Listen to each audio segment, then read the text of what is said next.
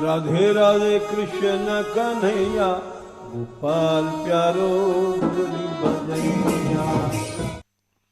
बाहर 60 साल से हम यहाँ रह रहे हैं, 62 साल।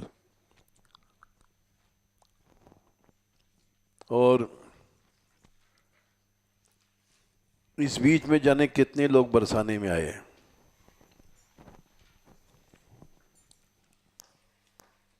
और गाते रहे वो लोग। अरे भूल गए, जय श्री राधे, जय श्री राधे। मंगलाचरण अवश्य करना चाहिए, उसके बिना कोई काम नहीं करना चाहिए।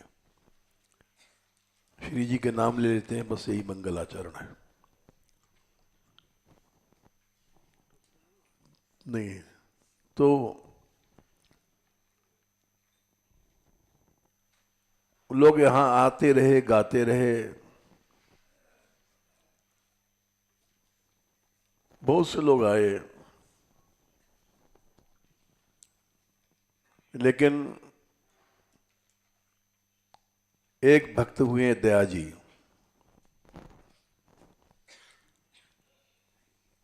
उनका ये गीत है जो आज तक हम लोग गाते हैं।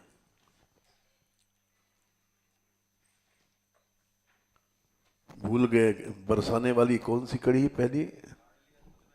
हाँ, लाडली अद्भुत नजारा तेरे बरसाने में। उनकी एक छोटी सी घटना सुना दें।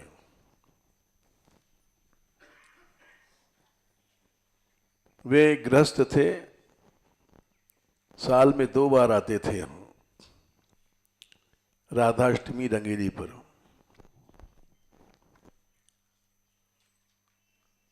और हर बार अपनी स्त्री से कहते थे चल बरसाने।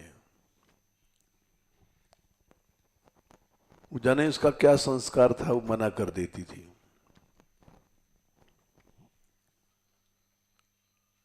क्योंकि वो चाहती थी ये बरसाने न जाएं।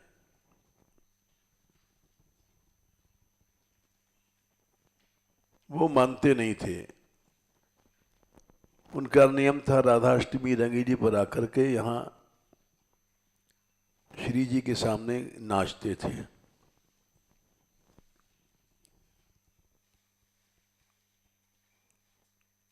और उनके सम्मान में हम और लोगों को रोक देते थे,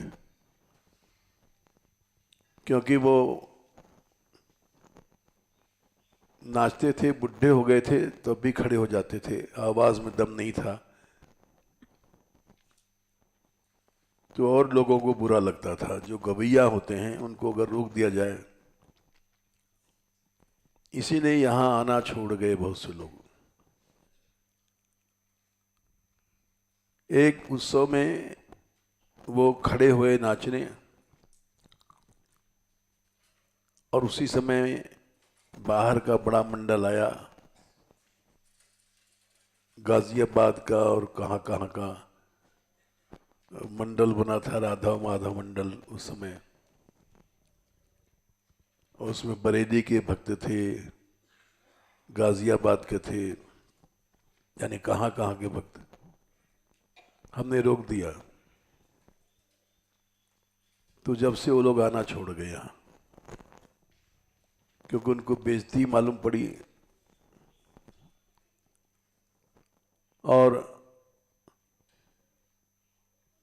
ये नहीं समझा उन्होंने कि हमने क्यों रोका। दया जी पैसे वाले नहीं थे, एक भक्त थे।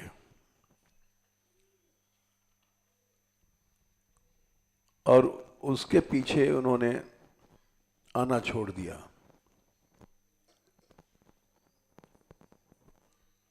बड़ी भारी टीम आती थी उनके साथ।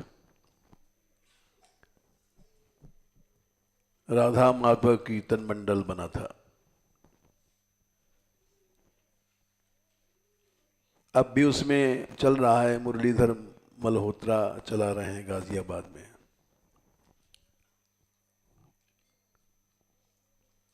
वो लोग आते हैं, अभी फंक्शन करते हैं राधाष्टमी रंगीली पर, अलग तंबू बना करके। क्योंकि हमारे यहाँ अपमान उनका हुआ था। एक बूढ़ा आदमी जो न पैसा वाला है न कोई गवैया है, कोई प्रभाव नहीं उसका, और उसके पीछे इतनी बड़ी पार्टी का अपमान हुआ।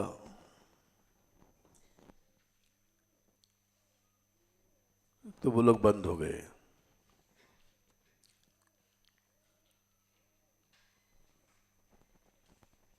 वो इस पद को गाते थे, लाडली अद्भुत नजारा तेरे बरसाने में।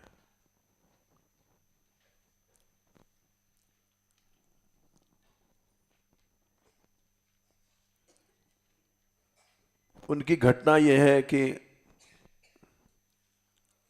अपनी स्त्री से कहते रहे कि चल बरसाने,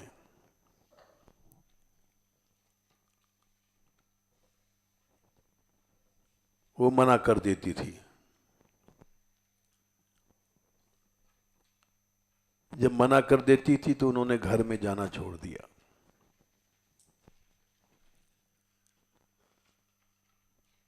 चालीस साल तक ऐसे चला।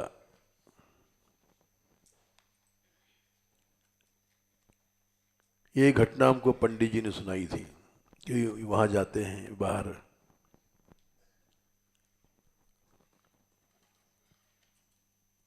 और वो भी बड़ी पक्की थी, झुकी नहीं। ये भी बड़े पक्के थे राधा रानी के। इन्होंने बरसाना आना नहीं छोड़ा।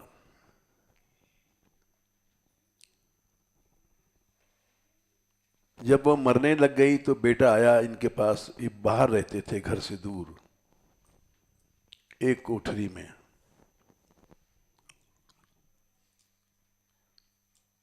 और बोला, पिताजी माताजी मरने वाली हैं,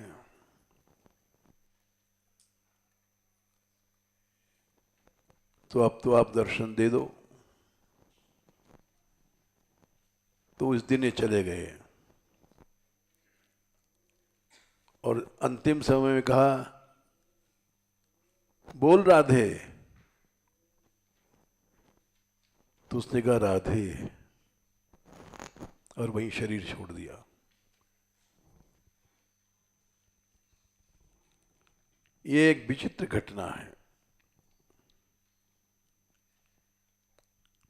इसीलिए उनका गीत हमारे यहां सब लोग गाते हैं, लाडली अद्भुत नजारा तेरे बरसाने में है। और क्या है आगे? हाँ, पूरा सुनाना। क्या है? बेसहारों का सहारा तेरे बरसाने में है।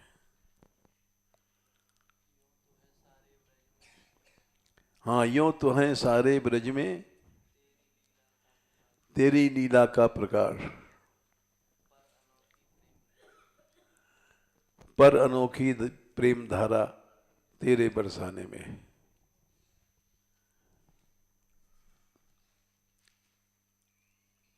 वो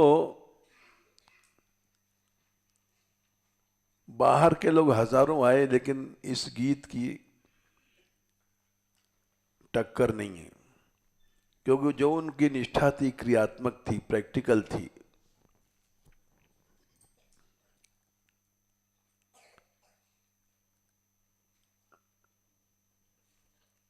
सगी स्त्री के पास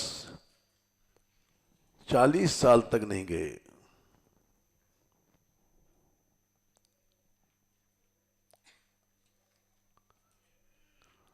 और जवानी में बच्चे पैदा हो गए थे।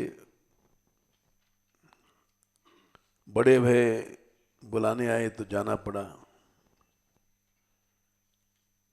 तो इस गीत के पीछे एक इतिहास छिपा हुआ है। निष्ठा का।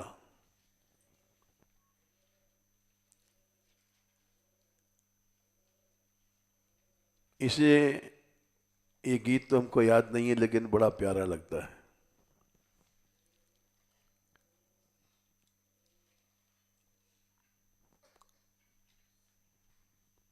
जो चीज क्रियात्मक होती है, प्रैक्टिकल होती है, वो चोट करती है, और जो केवल लेक्चर देते हैं, क्रियात्मक नहीं है, वो चीज चोट नहीं करती है।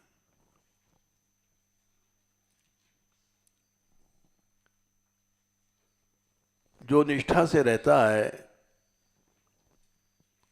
एक श्लोक है, शतककार ने कहा है, जो निष्ठा से रहता है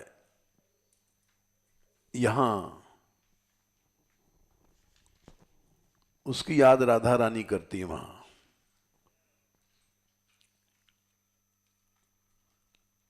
नित्य धाम में बोले यहां तो दिव्य धाम नहीं है, ये प्राकृत संसार दिखाई पड़ रहा है। चोर भी हैं, बदमाश भी हैं, गुंडे भी हैं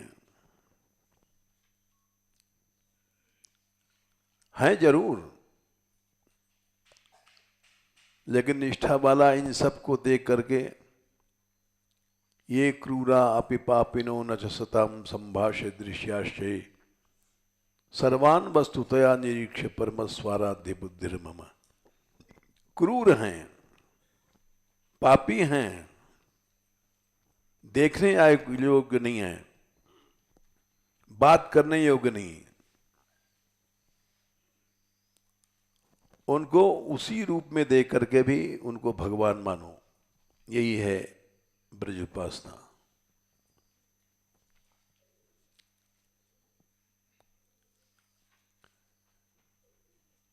ये बात कोई समझ नहीं पाता।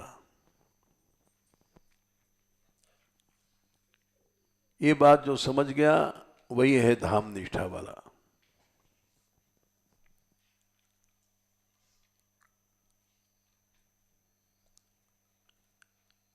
गोसाई जी ने लिखा है,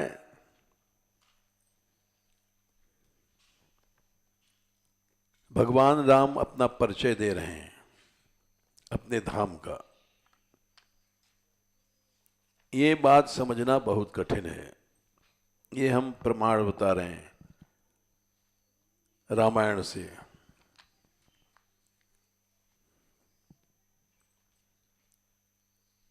और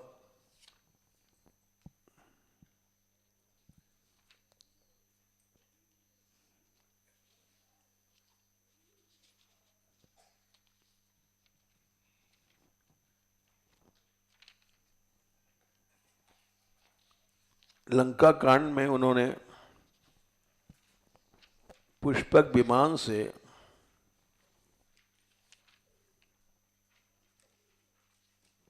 यहां आए हैं और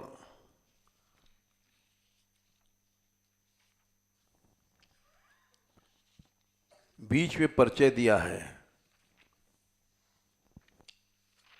संख्या याद नहीं रहती भाई, क्या करें।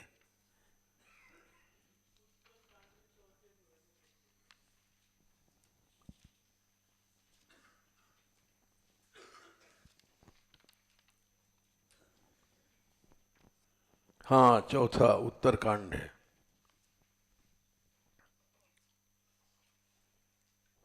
सुन कपीस अंगद लंकेशा, पावन पुरी रुचिर यह देशा। अयोध्या को दिखा रहे हैं, यहां भानुकुल कमल दिवाकर कपिन दिखावत नगर मनोहर। दिखा रहे हैं कि देखो, वो जो दूर से दिखाई पड़ रही अवधपुरी,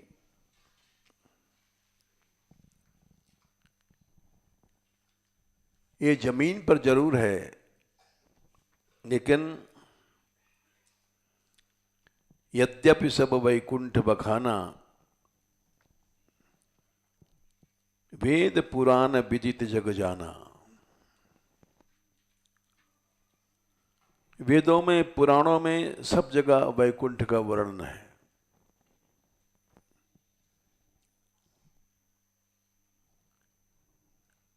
नित्य धाम है वैकुंठ, अनंत दूरी है पृथ्वी से।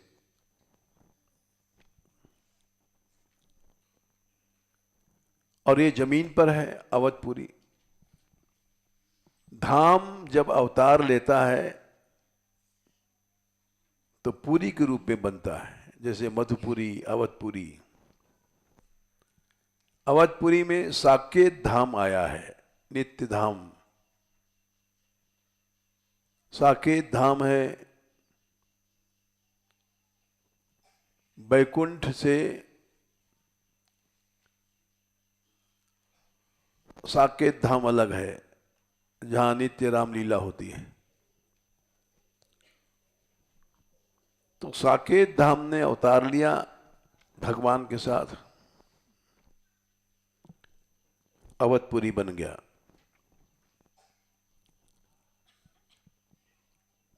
अवधपुरी सम प्रिय नहीं सो। वो बैकुंठ भी हमको अवध की तरह प्यारा नहीं है। लेकिन यह प्रसंग जाने को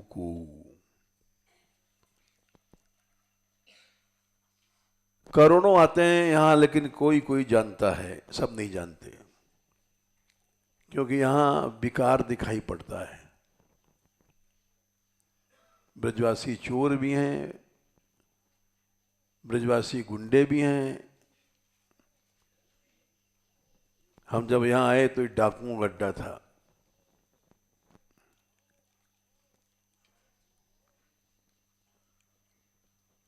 लोगों ने कहा तुम यहां जीवित नहीं रहोगे।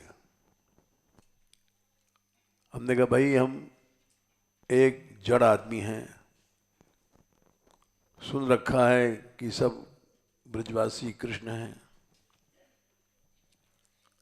अगर मार जाएंगे तो कोई बात नहीं, कृष्ण मारेगा,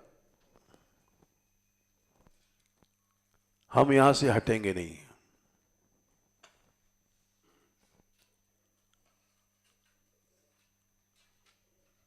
रह गए, बड़ी बड़ी घटनाएं घटी यहां। थोड़े में समझ लो भयानक घटनाएं घटी। और अड़े रहे कि कृष्ण ही तो है, मार जाएंगे तो मार जाएंगे।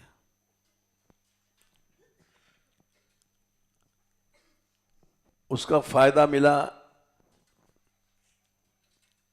एक पूरा गढ़ लीला भूमि मिल गई हमको।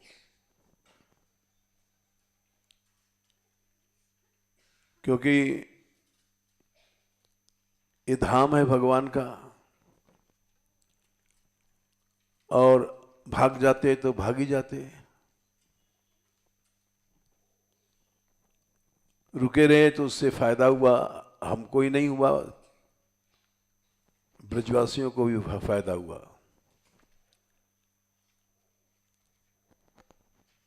84 कोस की यात्रा चली, जाने कितने लोगों को फायदा हुआ। बिना पैसे की चलती है। बहुत से स्थल प्रकट भय जिनको कोई जानता नहीं था। ब्रज कहां तक है किसी को पता नहीं आज तक। पहला खंड निकला है, दूसरा निकलने वाला है, दूसरा लिख रही मुरली। बीमार पड़ गई समय, नहीं तो बुरा हो जाता।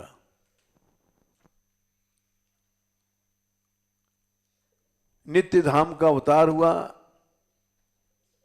इस पृथ्वी पर ब्रजभूमि बनी।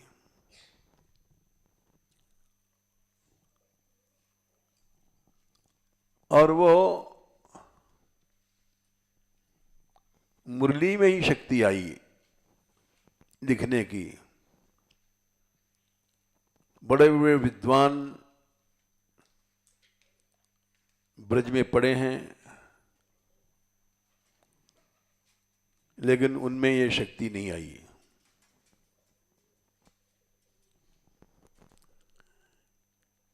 एक लड़की में ऐसी शक्ति आ गई, बेपढ़ी लड़की है। बेपढ़ी इसलिए है कि कोई अंग्रेजी स्कूल में नहीं गई। इसकी माँ चाहती थी कि कॉन्वेंट में पढ़े, इसका बाप भी चाहता था, मान मंदिर से विरोध था उसका।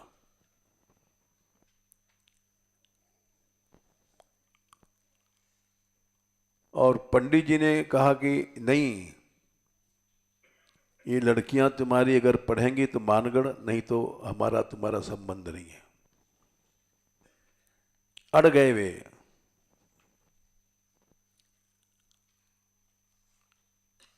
अब क्या करते बेचारे, लाला की कोई नौकरी नहीं है, पंडित जी के अधीन है, उन्हीं की तनख्वाह से सब चल रहा है। इसलिए इन लड़कियों को भेजना पड़ा मानगढ़।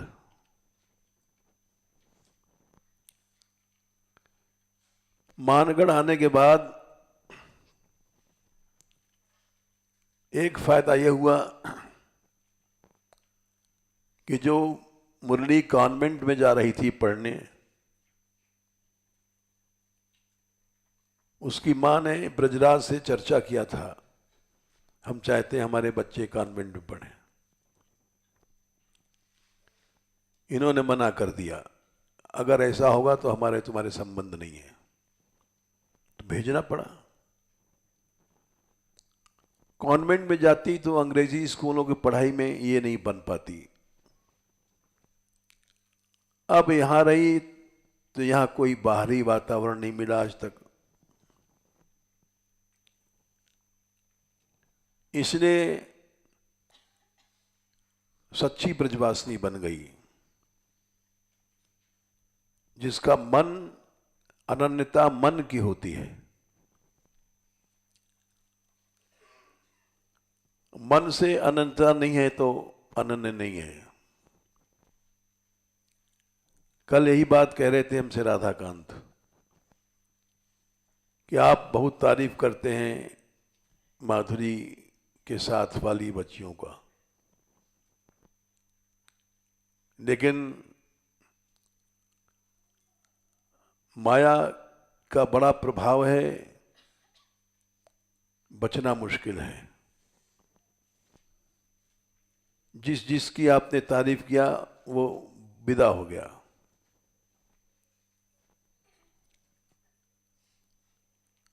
हमने कहा भाई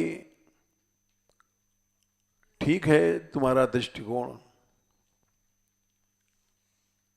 लेकिन फिर भी ऐसा लगता है कि इसके साथ की बच्चियां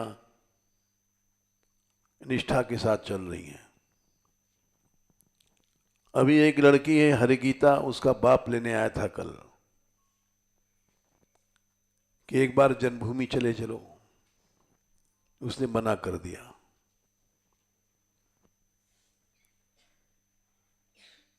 तो इसलिए हमारे पास इसका पिता आया, बोले अगर एक दो घंटा एक दो दिन चाहे तो चली चले। हमने कहा भाई हम नहीं जाने की कह सकते, एक घंटे में भी संस्कार गलत पड़ जाएगा। पुरुष संग चाहे न मिले, लड़कियां लड़कियों को बिगाड़ती हैं। ब्याह की चर्चा करेंगी और उस चर्चा से ही संस्कार बिगड़ जाएगा। तो मैं नहीं कह सकता। अनन्यता मन की होती है। जरा भी संस्कार पड़ा इधर उधर भोग का, अवश्य आदमी नष्ट होता है। तो चले गए इनके पिताजी। हमने कहा एक घंटे के लिए भी हम नहीं भेज सकते, और हमें कोई लोभ नहीं कि हम शिष्या बनाएंगे। कोई चेली नहीं मेरी, कोई चेला नहीं।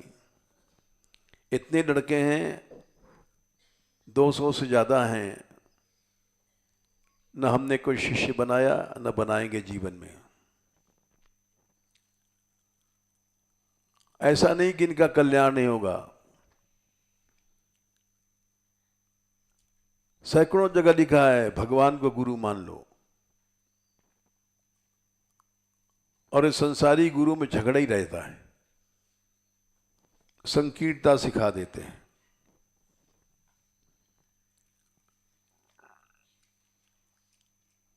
झगड़ा होता है। ये जैसे राधा कृष्ण जुगल मंत्र करते हैं ब्रजराज, और विदेश में कहीं गए थे, वहां इन्होंने जुगल मंत्र कीर्तन किया। शिकायत भई, ऑर्डर आया मायापुर से वहां के लिए कि आउटसाइडर को अलाउ मत करो, क्योंकि वो इस्कॉन का जो मंत्र है महामंत्र उससे अलग सिखाता है जुगल मंत्र। तो ये सब जितनी चीजें हैं हमारी दृष्टि में अपराध है, नाम अपराध है। नाम में भेद समझना ही अपराध है। हमारे यात्रा में तुम चाहे जुगल मंत्र करो चाहे यहां भी करो तो कोई हर्ज नहीं है, हम नहीं रोकते हैं, क्योंकि एक अपराध है।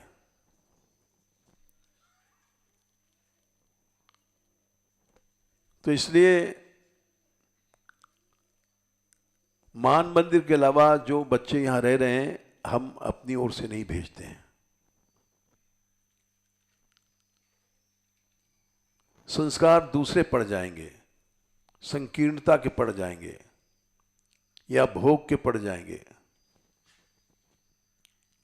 और मन जब थोड़ा सा गया तो फिर चला ही गया।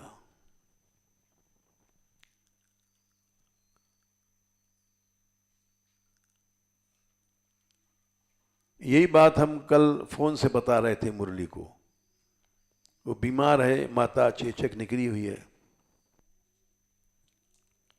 आखिरी चैप्टर यही है अनन्यता का। अनन्यता क्या है? मन की अनन्यता अनन्यता है। हम यहां हैं और मन है हमारा भोगों में, तो अनन्य नहीं है। हम यहां रह रहे हैं, मन है लड्डू पेड़ा में, तो अनन्य नहीं है। हम यहां हैं और मन है पैसे में, तो अनन्य नहीं है। मन क्या है? 11 वृत्तियां मन में आती हैं। 5वें स्कंद के 11वें अध्याय में है 10वां, एकादशासन मनसो वृत्त्य आकुतया पंचधियो विमानः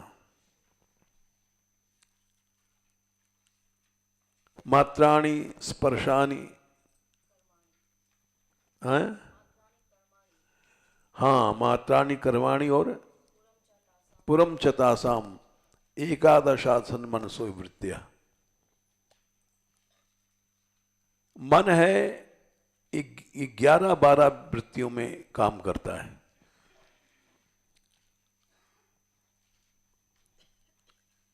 कर्मेंद्रिय भगवान के सेवा में लग जाएं, ज्ञानेंद्रियां भगवान के सेवा में लग जाएं, और अहंता ममता भगवान सामने नौकर बन के आएंगे।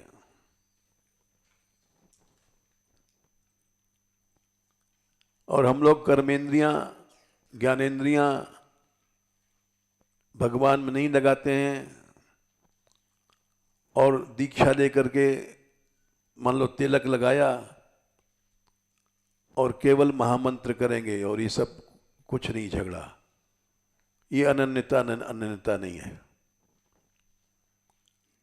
अनन्यता है जब तुम्हारी ज्ञानेंद्रियां, कर्मेंद्रियां, अहंता, ममता ये भगवान में लग जाए,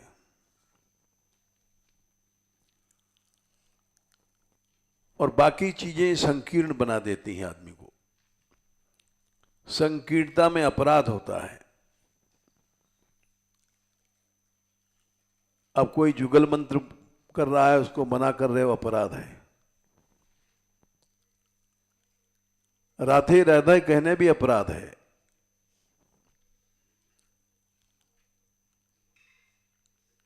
ये सब अनंतता के पीछे अपराध होता है।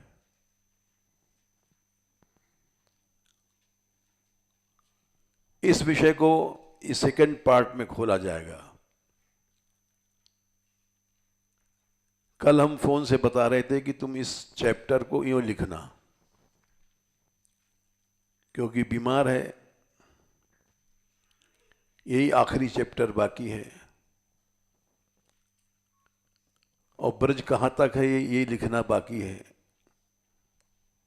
ब्रज बहुत दूर तक है, किसी को पता नहीं, वृंदावन वालों को पता नहीं है। ये सेकंड खंड जब आएगा लोगों को पता पड़ेगा।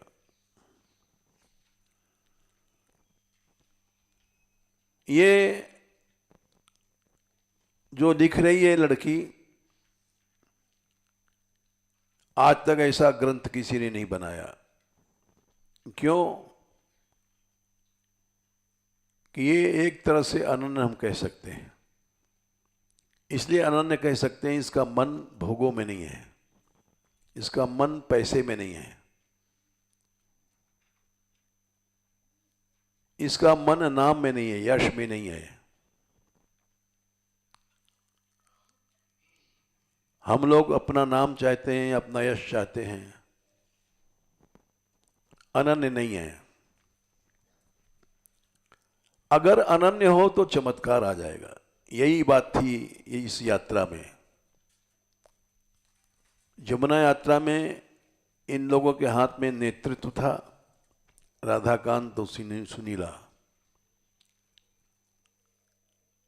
और इन्होंने आखिर तक जैसा हम चाहते थे वैसे काम किया। इस बात को मैंने वृंदावन में इस बार मीटिंग में जाके पूछा। संत लोग आए थे, बड़े बड़े सब वृंदावन के। हाँ,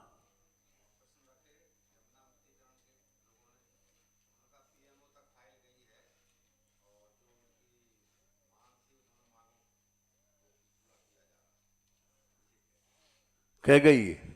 वाह!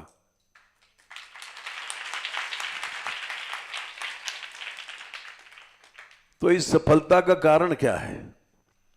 हमने संतों की सभा में पूछा, एक बात बताइए आप लोग, मान मंदिर का कोई आदमी क्या चैनल के कैमरे के सामने आया? मान मंदिर का कोई आदमी क्या स्टेज पर आया? क्योंकि सब वक्ता लोग लड़ते हैं हमको टाइम मिल जाए, और चैनल पर आते हैं कि हमारी फोटो आ जाए दुनिया में। तो सब ने कहा सभा में कि नहीं, कोई नहीं आया। फिर किसी ने, बड़े संत ने कहा बोल चुके आप, बहुत है। हमने कहा नहीं, हम बोल के जाएंगे। हम बरसाने से आए हैं, हमें पता है सब संत भूखे बैठे हैं, ये चाहे भूखे मर जाएं, हम बोल के जाएंगे। ये राधाकांत सुन रहे थे, इतना कड़ा शब्द हमने कहा। और हमने वहां पर कहा कि देखो भाई, राजा पृथु ने, महाराज भगवान थे,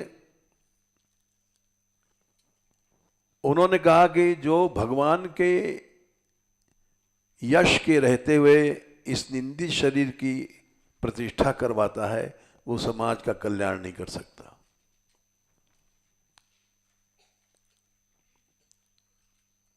यद्यपि बात छोटे मुंह बड़ी बात, सारा वृंदावन का बड़े बड़े महंत बैठे, हमको कहनी नहीं चाहिए थी।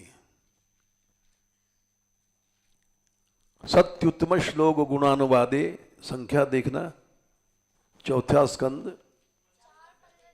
4:15-23। भगवान के गुणानुवाद के रहते जुगुप्सित मन इस निंदित शरीर की जो प्रशंसा करवाता है वो सभ्य नहीं है। सभ्य कहते हैं सभासु साधु सभ्य, जो सभा का कल्याण कर दे, समाज का कल्याण कर दे। समाज का कल्याण हम नहीं कर सकते।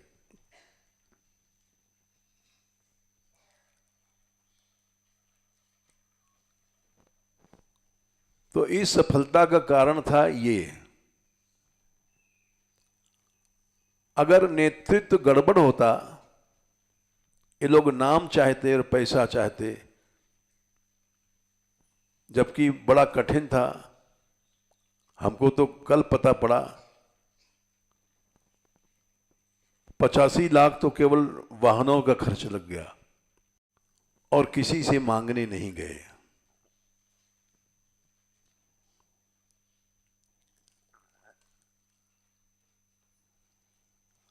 अनन्यता की परीक्षा होती है।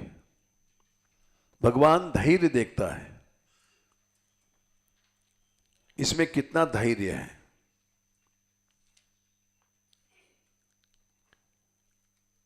धैर्य के कारण मनुष्य अपना आश्रय छोड़ देता है, कमी के कारण।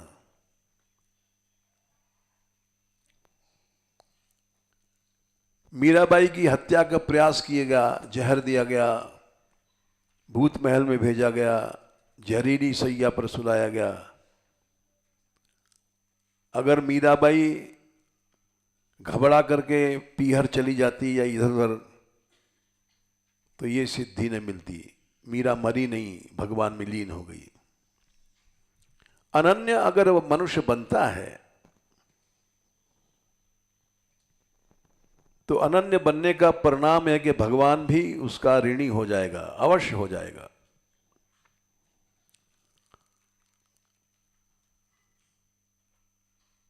ये तो हमको अभी पता पड़ा कि उमा भारती क्या गई कही भाई,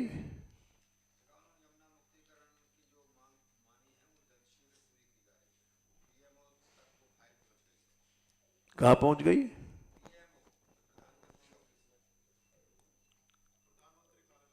अच्छा, तो ये निश्चित है कि सफलता मिली।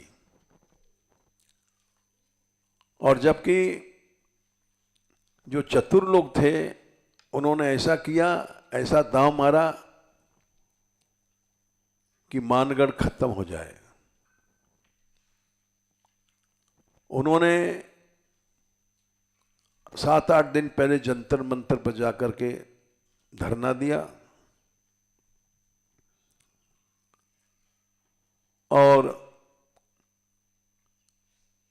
प्रधानमंत्री के निजी सलाहकार अमित शाह से मिलकर के गंदी नाले की स्वीकृति लेकर के समझौता कर लिया।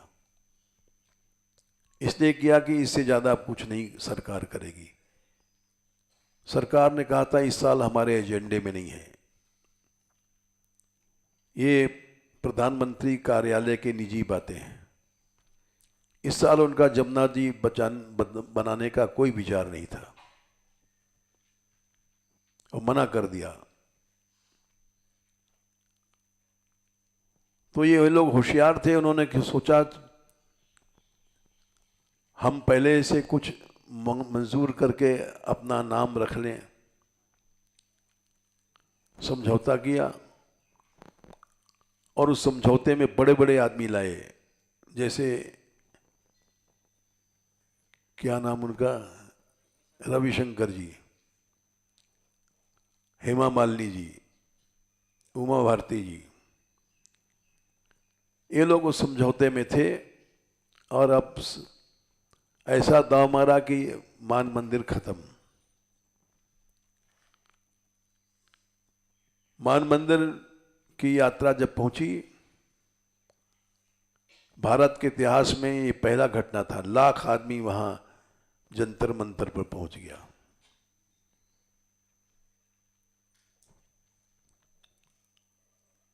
और आश्चर्य की बात तो यह है कि आश्रम में लोग बैठे थे, वहां कोई आश्रम कोई चौरास्ता है, हमने तो देखी नहीं दिल्ली बिल्ली।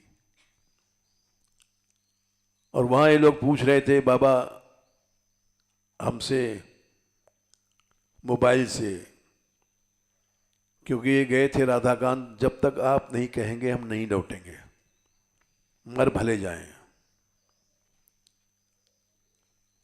तो वहां उन्होंने पूछा कि हम क्या करें मोबाइल से, आप बताइए। हमने कहा भाई ऐसा है, इन्होंने मोबाइल वहां लगा दिया माइक पर और हमारा भाषण सुनने लग गए लोग। लोग समझ नहीं रहे कहां से आवाज आ रही है, कोई समझ रहा है आकाशवाणी से आ रही है, कुछ कहे कर रहे हैं अपने अपने कल्पना से, बोलने वाला दिखाई नहीं पड़ रहा है। हमने कहा भाई तुम अपनी प्रतिज्ञा पर रह आओ, अब की बार जमुना की धार। तो इन लोगों ने वहां से फिर मार्च कर दिया आगे के लिए, जंतर मंतर पर चले गए और आश्रम से उठे और सीधे वहीं पहुंचे। यद्यप 3 माइल का चक्कर पड़ गया और रात हो गई पहुंचते पहुंचते। वहां पहुंचने पर अब वो सब सरकार हिली, क्योंकि उस वहां पहुंचने पर इतने आदमियों के सब ट्रैफिक रुक गया, सब मामला गड़बड़ हो जाता है। तो वो आए, कोई मंत्री है वहां के, रविशंकर जी, क्या क्या है भाई, सूचना प्रसार मंत्री। वो आए वहां पर कि भाई अपना आंदोलन आप लोग खत्म करो, सरकार मान लेगी। फिर वहां उन्होंने पूछा कि बाबा क्या करें मोबाइल से। तो हमने उत्तर दिया अब की बार जमुना की धार, जब तक नहीं आवे नहीं लौटो।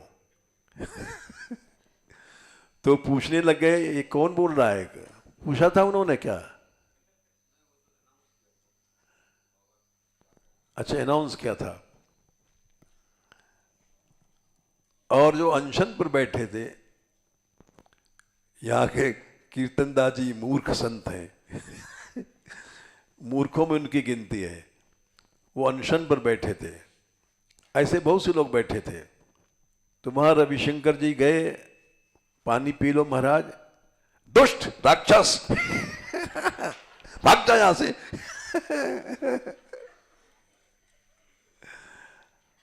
और वो देखने लग गए मतलब क्या कह रहा है, एक इतने बड़े मंत्री भारत के और उनको दुष्ट राक्षस कह रहा है, उनके तो होश गुम हो गए।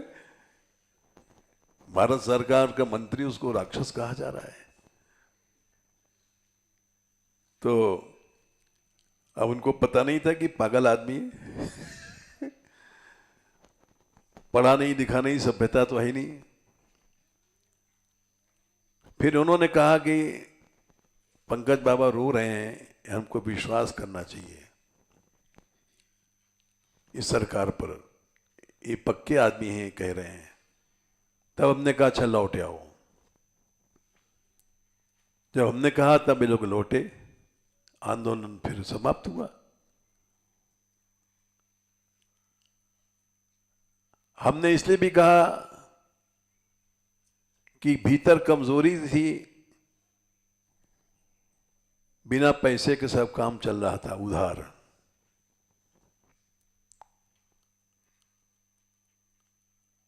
और इसलिए क्यों ना विश्वास कर लिया जाए सरकार पर।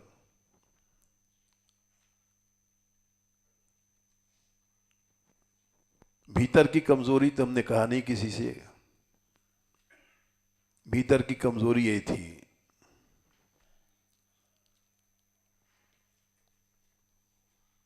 और आखिर में काम हो ही गया। कल उमा भारती कह गई कि फाइल पहुंच गई, निश्चित काम हो रहा है। क्योंकि सच्चाई थी कामना से कोई काम नहीं किया गया, अहंता से काम नहीं किया गया, हमारा नाम हो। भगवान ने कहा है, यहां मानगढ़ से जाने कितनी लड़ाई लड़ी गई और हम जीते। गहवर बन की 46 साल लड़ाई चली, 50 साल पहाड़ों की लड़ाई चली। सब असंभव बताते थे, लेकिन सब संभव हुआ जबकि यहां कोई साधन नहीं, पैसा नहीं, धेला नहीं। दो बात करना चाहिए। भगवान ने 18वें अध्याय में शायद 23वां श्लोक है, यत्तु कामे सुना कर्म साहंकारेण वा पुनः। 24, कामना और अहंकार से जो काम करोगे वो राजस हो जाएगा। कामना और अहंकार को छोड़ के चलो तो कर्म सात्विक रहेगा। मानगढ़ में जितनी भी काम हुए हैं, यात्राएं चली हैं, एक पैसा पास में नहीं है। लेकिन कामना नहीं है कि मान मंदिर का नाम हो।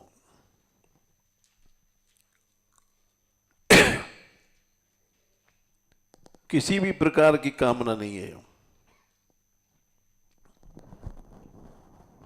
कामना होती है धन की, कामना होती है मन की।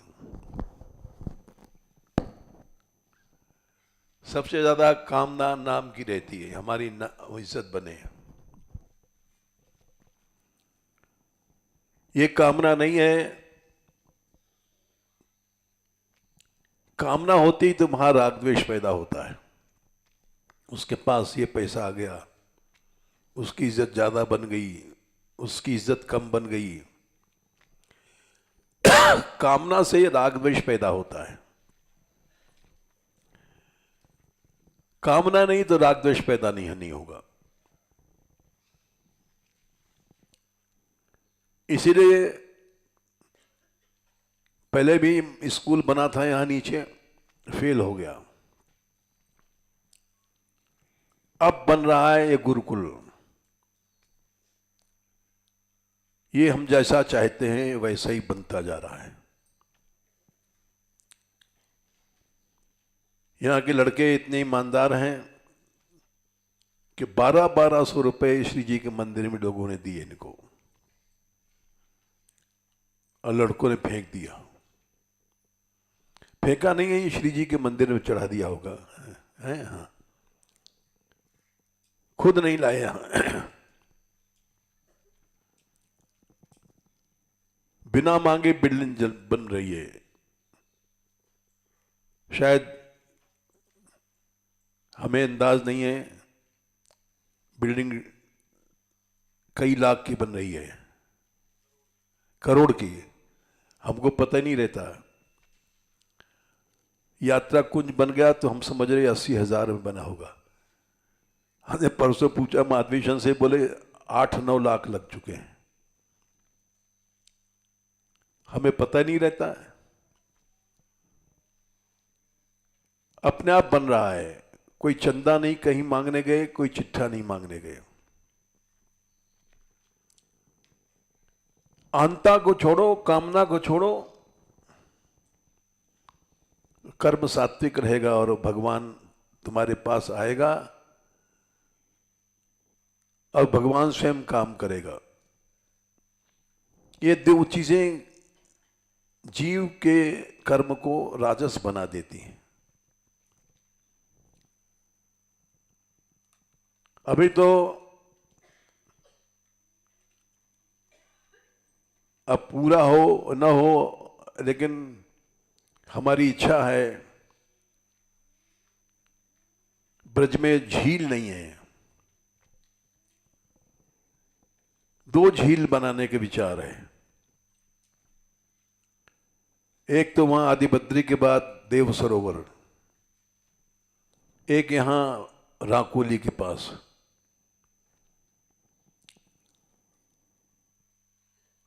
और एक एक झील में करोड़ों रुपए लग जाते हैं, अरबों बल्कि। लेकिन हम अपने नाम के लिए नहीं बनाना चाहते हैं, न पैसा चाहते हैं।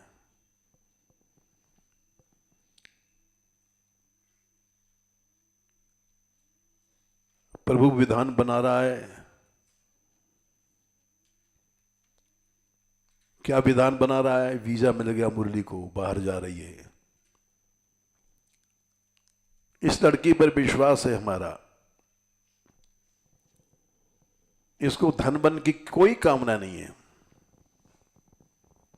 न धन की कामना, न खाने पीने की इंद्रियों की कामना। इस लड़की में शक्ति आ जाएगी और ये दोनों झीलें बन जाएंगी।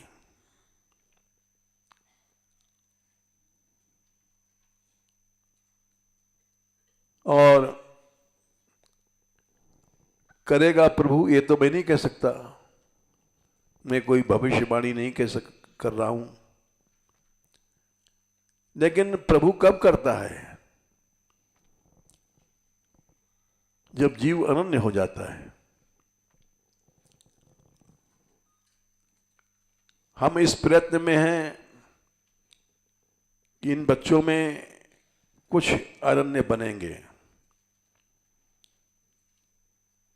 इन लड़कियों में कुछ अनन्य बनेंगी।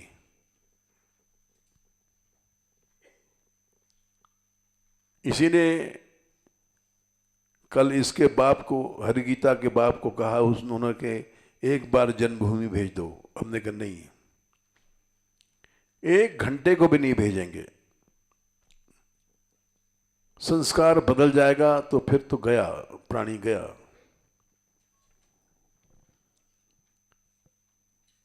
ऐसे अनन्य भक्त अगर बन जाएंगे, हाँ, तो प्रसंग रह गया। अवधपुरी का परिचय भगवान ने दिया है। बैकुंठ से बड़ी ये पुरी है। यद्यपि सब बैकुंठ बखाना, वेद पुराण विदित जग जाना, अवधपुरी संप्रिय नहीं सोऊ, यह प्रसंग जाने को। इस प्रसंग को कोई नहीं जान सकता, क्योंकि दिखाई पड़ रहा है यहां ब्रज में चोरी हो रही है, गुंडागिरी हो रही है। बड़ी क्यों है? जन्मभूमि मम पूरी सुहावनी। हमने जन्म लिया, यहां अवतार लिया। उत्तर दिशि सरजू बह पावन, यहां की नदियां दिव्य हैं। जमुना जी के लिए हम लोगों ने इसलिए प्रयत्न किया, जा मज्जनते बिनहि प्रयासा, मम समीप नर पावहि बासा। यहां स्नान करो, श्रद्धा से हमारे पास आ जाओगे। अति प्रिय मोई यहां के बासी, मम धामदा पुरी सुखरासी। लोग सब छोड़ करके अपने घर द्वार, कोई दिल्ली से आया है, कोई महाराष्ट्र से आया है। हमारे यहां भी बहुत से लड़के महाराष्ट्र के हैं, कोई कहीं से आया है। यहां अति प्रिय मोई यहां के बासी, यहां बास करोगे, अपने आप भगवान प्यार करेंगे। मम धामदा पुरी सुखरासी, और भगवान के नित्य धाम में पहुंच जाओगे। इसी पुरी के प्रभाव से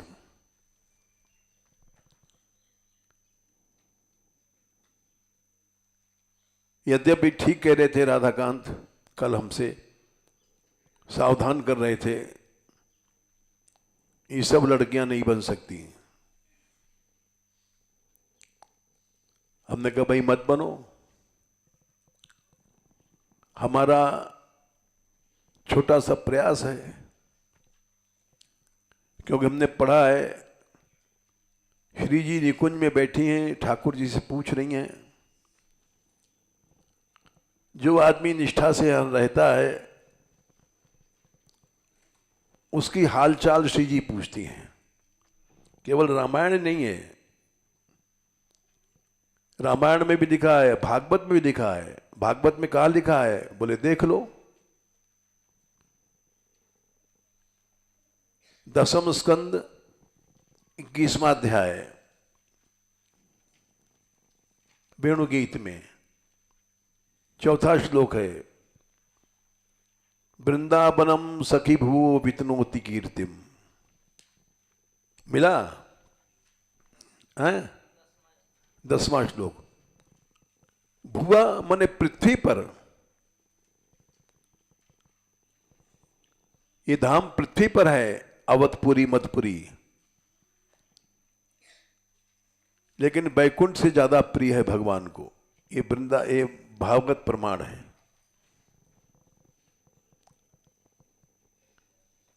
जो लोग यहां रहते हैं, श्रीमद वृंदावन भुवि महानंद साम्राज्य कंदे वंदे यम विरचिता मृत्युवास प्रतिज्ञम, जो मृत्यु पर्यंत रहने की प्रतिज्ञा करके यहां रहते हैं, हम यहीं मरेंगे।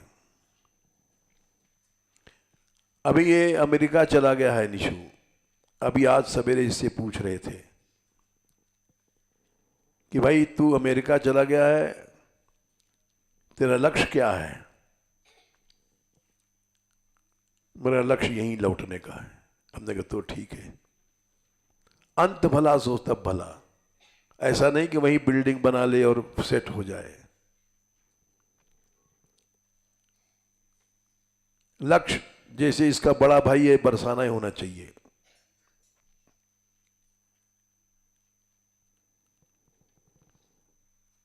श्री गांधर्वा रसिक तिलको स्वेश योग्यम यमेकम ज्ञात्वा न्योन्यम विमृशत इदम की दृशोन्वेश भाव्य। श्री जी पूछती हैं, वो जो आदमी पड़ा है उसका समाचार हमको बताओ। तो ठाकुर जी कहते हैं, वो मधुकरी मांगता है, ऐसे रहता है। जो लोग निष्ठा से रहते हैं उनकी चर्चा वहां होती है निकुंज धाम में।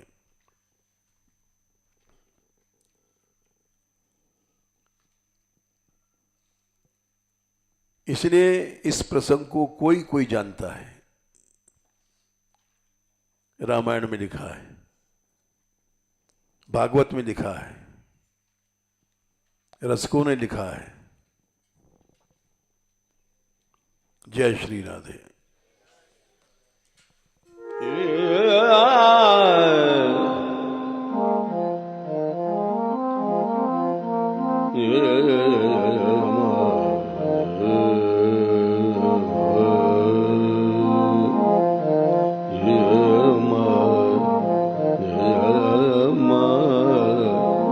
Yeah.